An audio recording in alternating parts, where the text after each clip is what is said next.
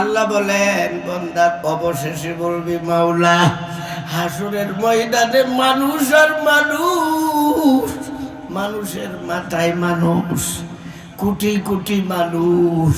মাওলা গো দয়া করে প্রয়োজনে সবাইকে তুমি জাহান্নামে দিয়ে দাও, বিনিময়ে আমাকে জাহান্নাম থেকে বাঁচাও।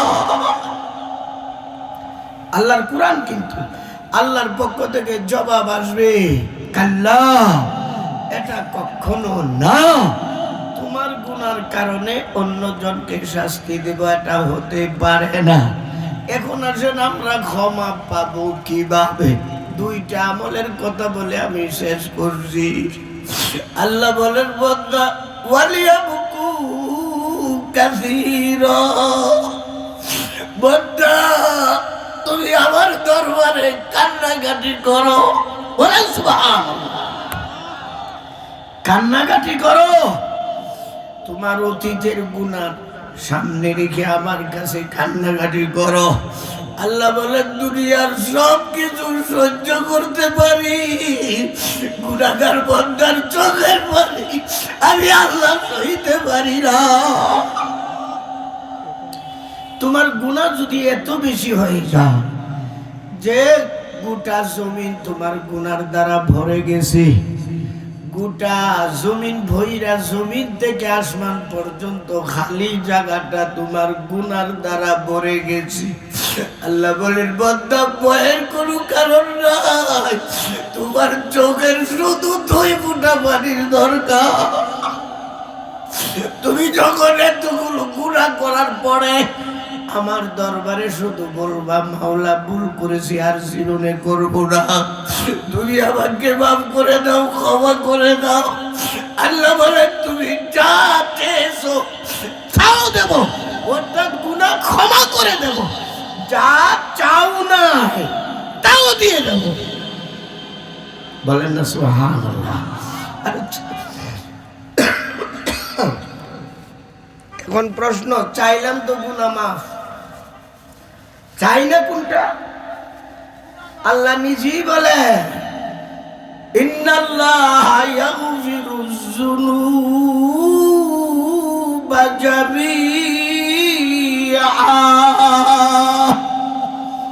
শুধু 1 ফোঁটা চোখের পানির দরকার, কারণ গেছে 1 ফোঁটা চোখের পানির দরকার। চোখের পানির যে কি দাম!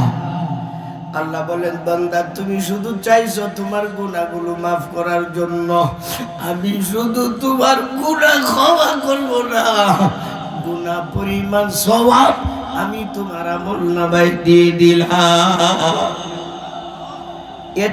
এতগুলো গুনাহ ক্ষমা করবেন, ক্ষমার পরে এই অনুপাতে সওয়াব আল্লাহ তোমার আমলনামায় দিয়ে দিবেন। স্বয়ং আল্লাহ কোরআনে বলেন ওয়ায়ুবাদদিলুল্লাহু সাইয়্যাতিহিম হাসানাত। সুতরাং নিজের চিন্তা করো, কিয়ামতের ময়দানে অঙ্গ প্রত্যঙ্গ তোমার বিরুদ্ধে সাক্ষী দেবে। এই কারণে আল্লাহর দরবারে কান্দো, কান্নার দ্বারা তোমার ভাগ্য পরিবর্তন হইয়া যা।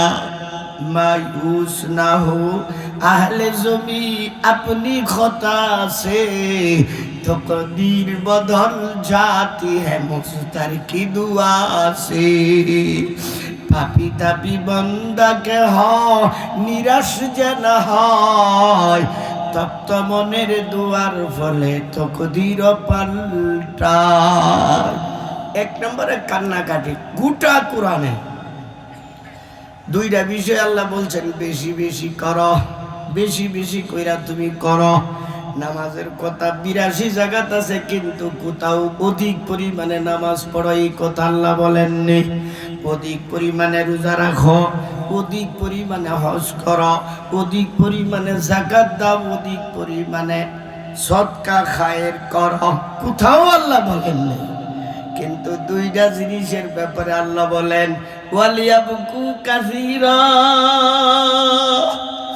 বান্দা পরকালে যদি তুমি কাঁদতে না চাও, কবরে যাইয়া তুমি যদি কান্নাকাটি করতে না চাও, বান্দারে দুনিয়ার জীবনে আমি আল্লাহর দরবারে কান্নাকাটি করে আসো।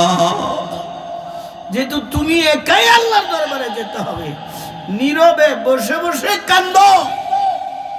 হাদিস শরীফে রাসূল সাল্লাল্লাহু আলাইহি ওয়াসাল্লাম ইরশাদ করেন, লা আনিনুল মুজনিবিনা আহাব্বু ইলাইয়া মিন জাজালিল মুসাব্বিহিন।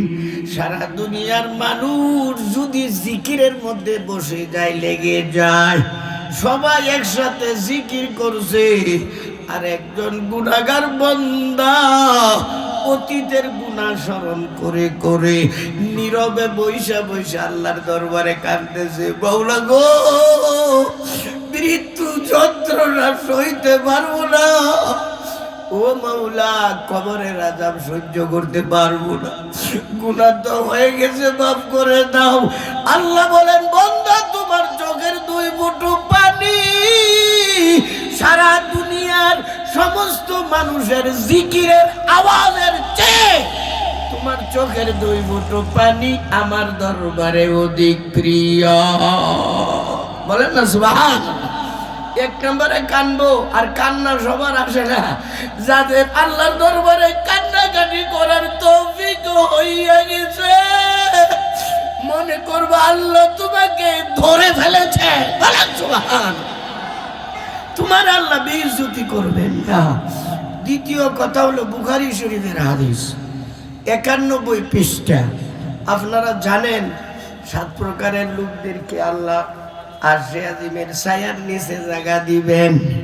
আরশে আজিমের ছায়ার নিচে যারা স্থান পাবেন তাদের থেকে আল্লাহ কোনো হিসাব নেবেন না। 7 নম্বর প্রকার কি জানেন? স্বয়ং নবী বলেন, ওয়ারাজুলুন যাকারাল্লাহ খালিয়া ফাফাজাত আইনা।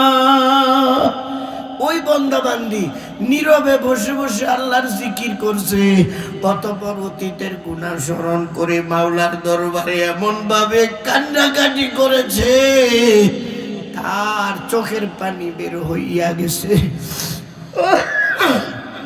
আমার মাওলা বলেন, লা আনিনুল মুজনিবিনা আহাব্বু ইলাইয়া মিন জাজালিল মুসাব্বিহিন। বুখারী শরীফের হাদিস, নবীজি বলেন, বান্দা তোমাকে শুধু আমি ক্ষমাই করব না, কিয়ামতের ময়দানে আরশে আজিমের ছায়ার নিচে তোমারে জায়গা দিয়ে দেব।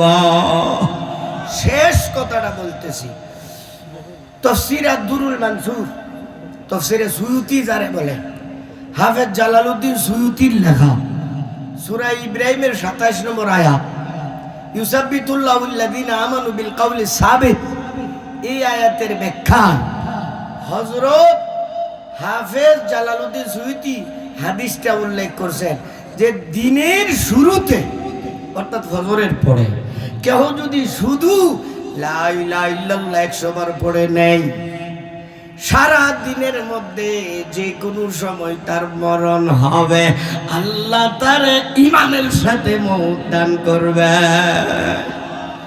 আবার রাত্রের শুরুতে অর্থাৎ মাগরিবের পর কেউ যদি শুধু 100 বার লা ইলাহা ইল্লাল্লাহর জিকির করে নেয়, সারা রাত্রের মধ্যে যে কোনো টাইমে সে ইন্তেকাল করবে। আমার নবীজি বলেন, ঈমানের সাথে তার মরণ হইয়া যাবে। তুমি লা ইলাহা ইল্লাল্লাহ পড়ছো আধা ঘন্টা আগে, আজরাইল আইসা গেছে, এই লা ইলাহা ইল্লাল্লাহ যদি তোমার জবান দিয়া বের হইয়া যায়, তুমি মুমিন জান্নাতি। বলেন সুবহানাল্লাহ। মান কানা আখিরু কালামিহি লা ইলাহা ইল্লাল্লাহ দাখালাল জান্নাহ। তুমি সারা দুনিয়ার ইবাদত বন্দেগী করছো, কিন্তু ইন্তেকালের আগে তোমার কলিমা নসিব হলো না, তুমি জাহান্নামী। আর সারা জীবন বদমাইশি করছো, গুনাহ করছো, আল্লাহর দরবারে এমন তওবা করছো, ইন্তেকালের সময় তোমার জবান দিয়া কলিমা নসিব হয়ে গেছে, তুমি জান্নাতি। আল্লাহ এই কথাগুলোর উপর আমল করার তৌফিক দান করুক। সবাই বলেন আমিন।